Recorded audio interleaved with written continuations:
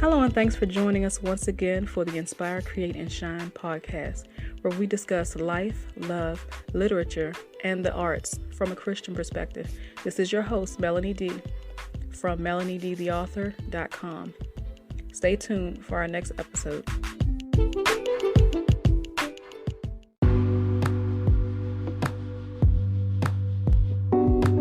We just wanted to check in and see how everyone's doing. Just to touch base, I wanted to get some feedback on some of you all about the podcast. I wanted to see how you all are enjoying it. I wanted some more feedback to see what you all wanted to hear me talk about next. You all have been giving me a lot of accolades. I appreciate all of that. The likes, the comments, inboxes, all that you all have been giving me. I appreciate all of that.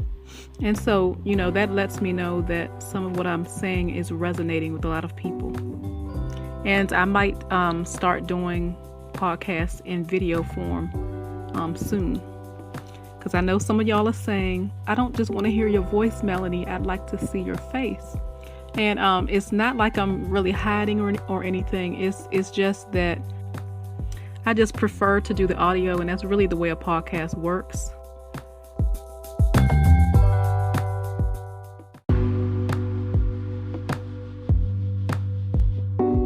I came across this verse again today that I wanted to share with you all. Like I say, whenever I'm giving somebody else encouragement, I'm encouraging myself as well. So it comes from 1 Peter chapter 2, verse 9, and I'm reading from the English Standard Version, which I prefer next to the King James Version because it's very easy to for the average person to understand. The language is more clear. So I'm going to read that version. Here we go. You are a chosen race, a royal priesthood, a holy nation, a people for his own possession, that you may proclaim the excellencies of him who called you out of darkness into his marvelous light. And this is basically talking about the fact that God's people are chosen people. We are royal people. We are holy people, meaning we are set apart and we have this sacredness about us, this goddess-like, this queenly-like, this kingly-like, reverential quality about us. We are a people that is God's own possession, so we belong to him. We don't belong to ourselves, so we can't just, how people often tell you that your destiny is in your hands and you could decide, the path that you take. And it is true that God does give us free will and we are making decisions, but we're basically walking out something that God already put into place before the foundation of the world. We may not realize it. We might even think we're the ones making the decisions. But actually, God is orchestrating us. He's leading us. He's guiding us. He's putting people in our path. He's putting opportunities in our path. One way or another, he's going to get us to the destination that he intended for us. Now, when you're in the dark and you're living in a state of darkness, whether it's literal or figurative, think about it.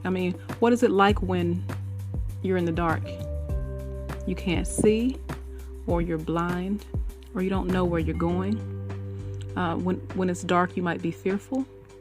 When it's dark, you don't know what to do next. When it's dark, you feel lost and confused. When you're lost, you might feel depressed and down. But what does the light do? Think about when you're in your bedroom and the curtains are drawn and the morning comes and you open up those blinds and in comes sunlight. This beautiful sunshine, God's sunlight, comes through the window into your room. The room is illuminated. And think about what that does to the environment. It transforms the atmosphere. You could be feeling down in the dumps and open your blinds and let some light in, and the atmosphere transforms.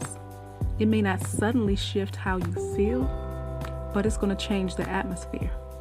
No longer dark. Now you can see. You can feel the warmth. And when you're walking figuratively in the light, now you know where you're going. You know who you are. You have clarity. Things feel, warm to you, welcoming, inviting. You feel at peace. There's this just beautiful atmosphere and ambiance about you and about the room and about your space. It's a difference. So this is what God desires for us. This is what He has done for us, His people. He's called us out of darkness into His marvelous light. We're not just talking about natural light, where you turn on a light switch, you flip a switch, and the light comes on. That's not what we're talking about. We're talking about the light of God. His light is different. His light doesn't dim. You've often heard me say in my videos about how we all represent a candle.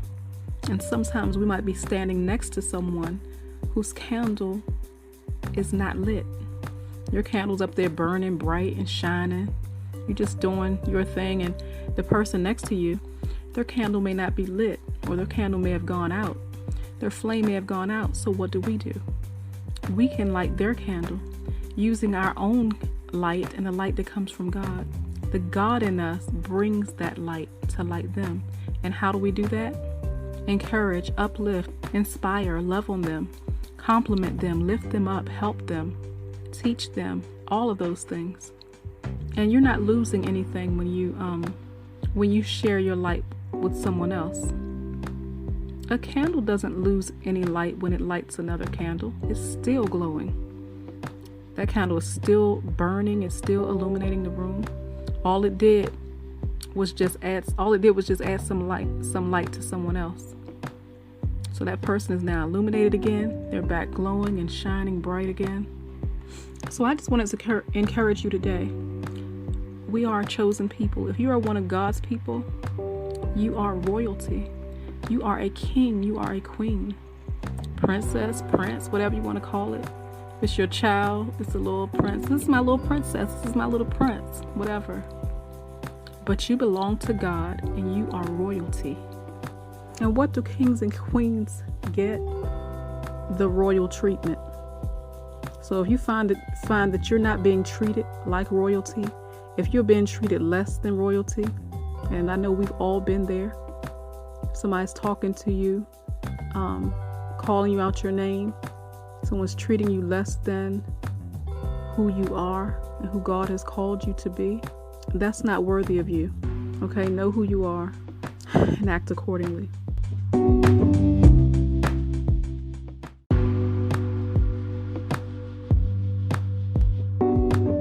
Sometimes, from day to day, you may not behave in a kingly manner or a queenly manner, but guess what?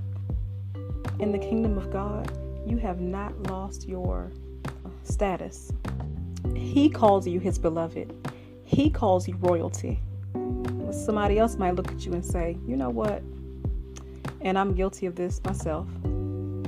If I see somebody acting less than kingly or less than queenly, I'll be like, they ain't no queen, they ain't no king.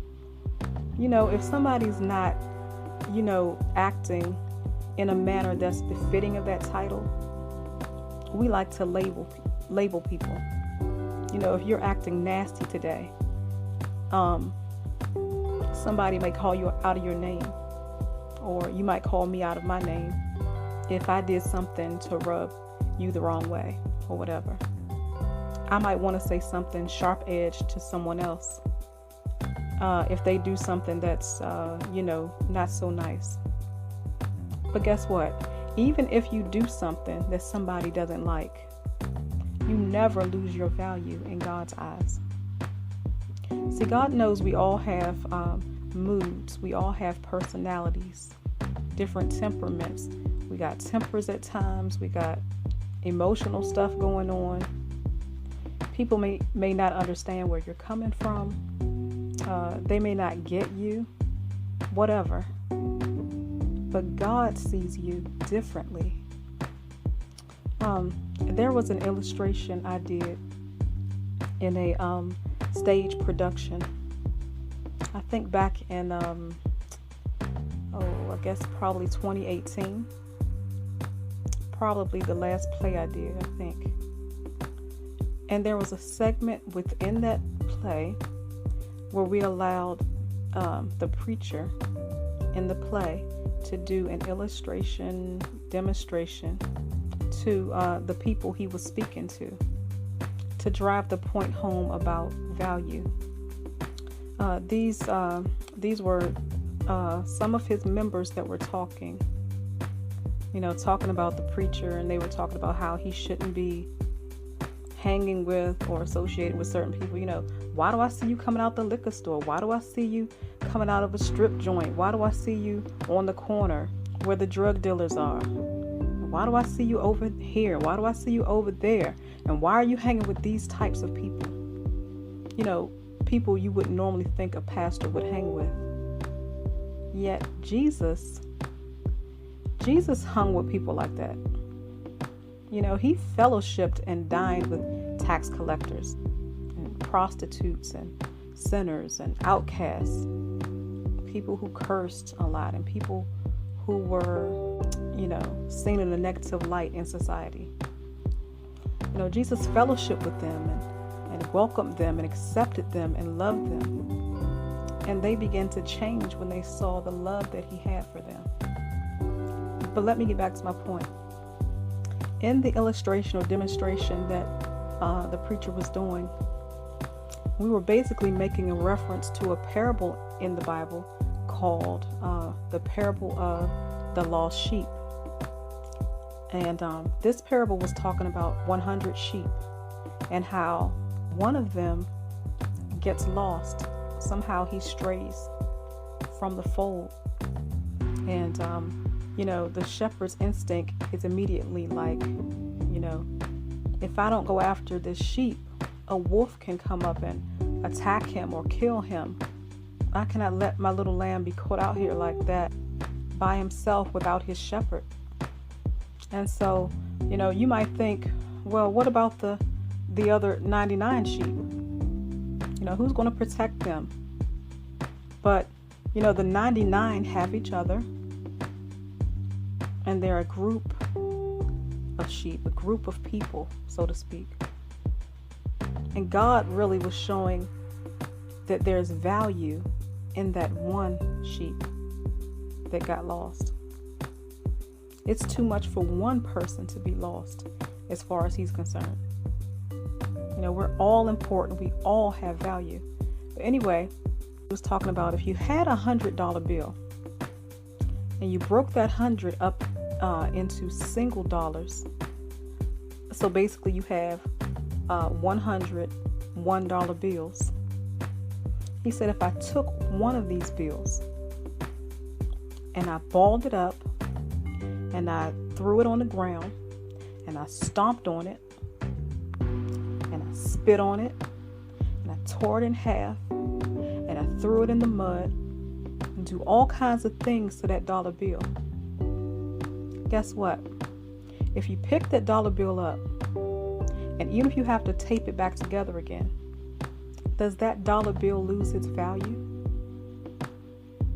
It might be a dirty, filthy, torn, broken, crumpled, hurting, traumatized, depressed, jacked up dollar bill.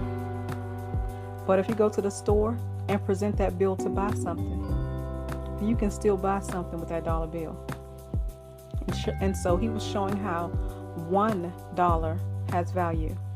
If you take that $1 from the 100, guess what? You don't have a hole anymore. You don't have that 100, and 99 just won't do. Think about in percentages. Like if I took a test and I scored 99, I didn't get 100.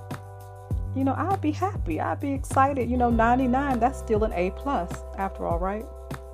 But 100 when it comes to human souls and human lives, that's way more important.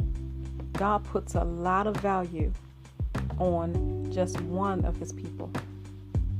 So I want to encourage you as well as myself today, to always remember that you have value, you are important, you are significant, you are worthy, even if it's just you. Even without your crew, with or without your crew, guess what? You still have value. God will push aside, not like he's devaluing those 99. No, he's not undervaluing them to go after just the one who's lost. He's just showing that that one is worthy, and that one is loved, and that one counts.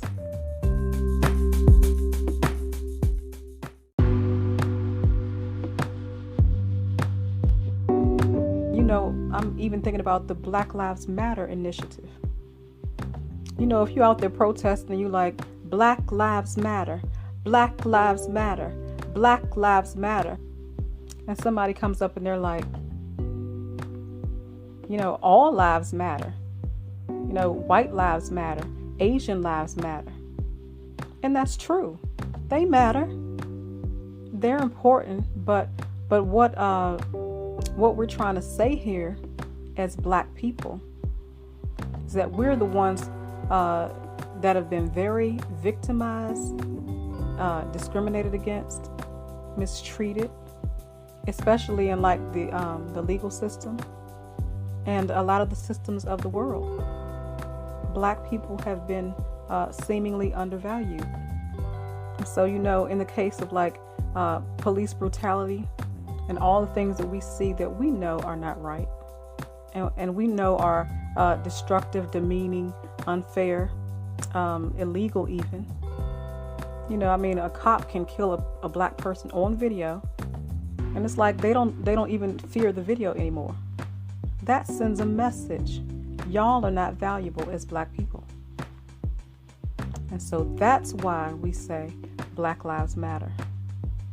So if God values one lost sheep out of 100, if one of them gets lost or out there with no protection, in danger or potential attack from an enemy or a wolf or some other wild animal, guess what? He's not having it. So don't ever feel like God is not on your side, because he always is looking out for you and for me, his beloved. I want to say too that Black Lives Matter. I'm a Black woman, proud Black woman. I'm proud to be Black. I'm proud to be a woman. I am. That's the way God made me. He made me to be a woman. He made me Black. And I believe that Black is beautiful. All skin tones, all other races are beautiful too. But I'm loving on Black people because that's who I identify with. And I identify as one of God's people, which I definitely am. So that says that I'm a chosen person, a chosen race. I'm a royal priesthood, a royal queen, princess, whatever you want to call me, but don't call me less than that. That's what God calls me. I'm a princess, I'm a queen, I'm a beautiful woman. Give us the right names.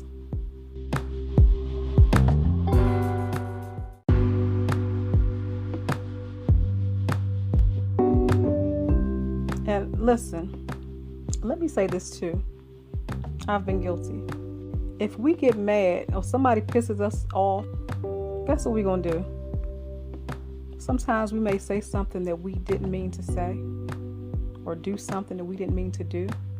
If we don't zip our lip and be like, listen, watch what comes out your mouth.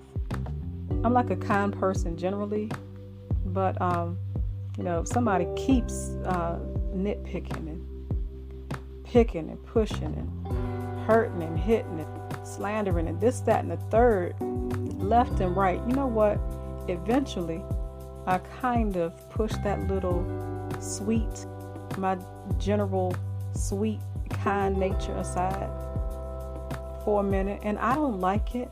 I hate when something less than kindness and love rears its head, because I don't want to be somebody who's not showing love. I don't want to be that person. I want to be able to love everybody. And it's hard because some people will, irritate you like they're scratching a chalkboard. I'm human. It's like I was writing in my book, Love Check, How Do You Measure Up? I was saying it. I opened up the book that way because I wanted people to realize and understand that I'm not perfect, and that I have my moments when I might say something that I didn't mean to say, or I might do something that I didn't mean to do.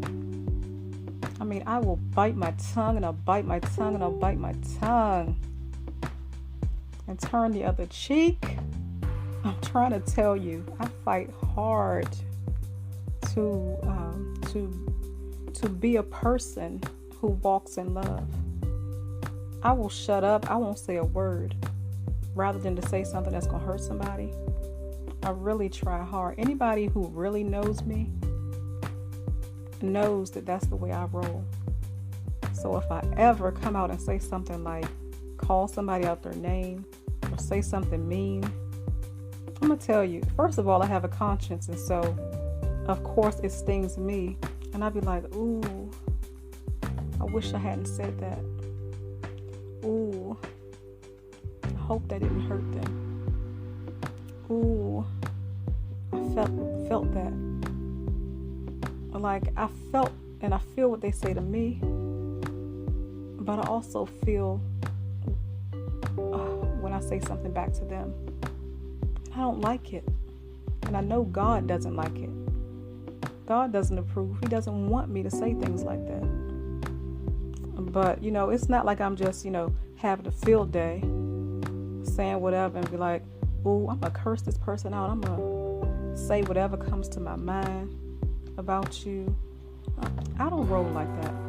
But every now and then, you catch me on a bad day, and somebody's really, really, really messing with me over and over and over again.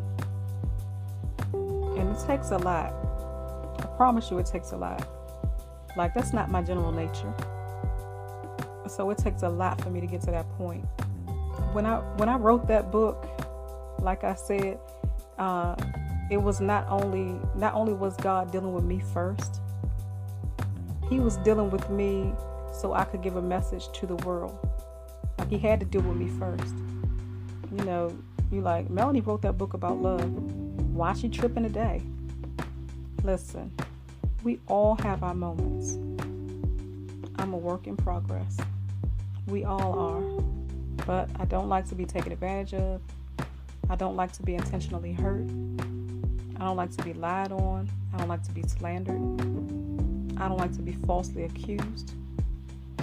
I don't like when people misunderstand me, when my heart is in a good place and I mean well, and my heart is genuine, and I'm really trying my best to be a loving and kind person. I'm not God, so I have my flaws. But if I've ever done anything like that to anyone who's out there listening to this message right now, you caught me in a bad moment, you caught me in a stressful moment, at a wit's end type moment. And sometimes we might feel like those things are warranted because we're angry or somebody did something to really step on our toes or something like that. But God doesn't want us to do that, and it's not reflective and representative of love. And if I'm someone, and if you're someone who's trying to walk in love and trying to represent God that way, the way He wants us to represent Him, by walking in love and talking in love and acting in love, then we should try our best not to do and say things like that. That could potentially hurt somebody. And we may not always get it right, but we can try our best and ask God to help us.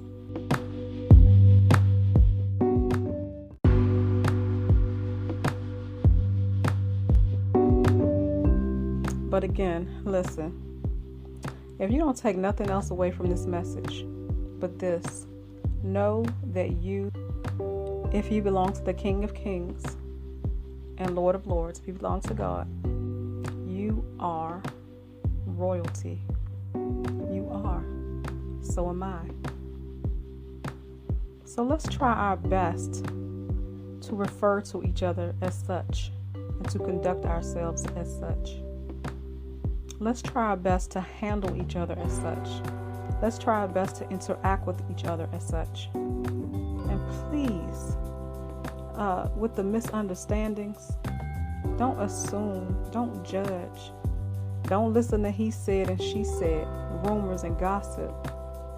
I don't go for that. I don't play that he said, she said stuff. I don't play that at all.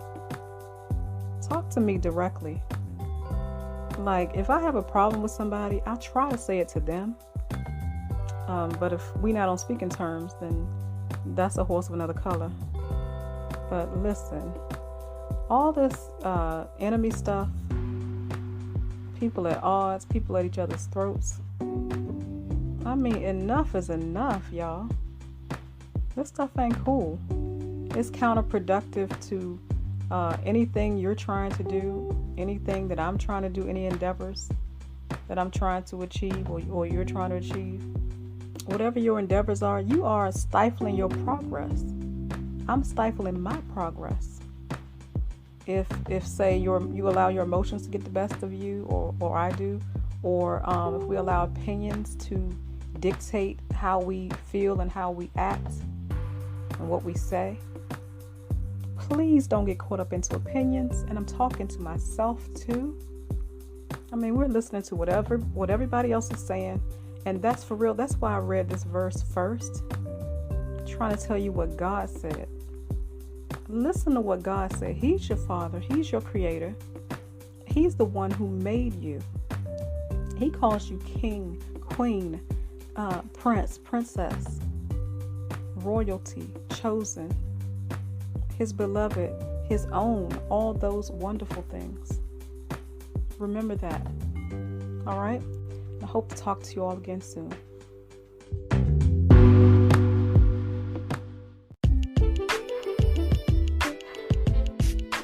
If you'd like to be featured on this podcast, please hit me up at Melanie Dee, the author, at yahoo.com. That's Melanie Dee, the letter D, the author, at yahoo.com, or on my website at www.melaniedeetheauthor.com.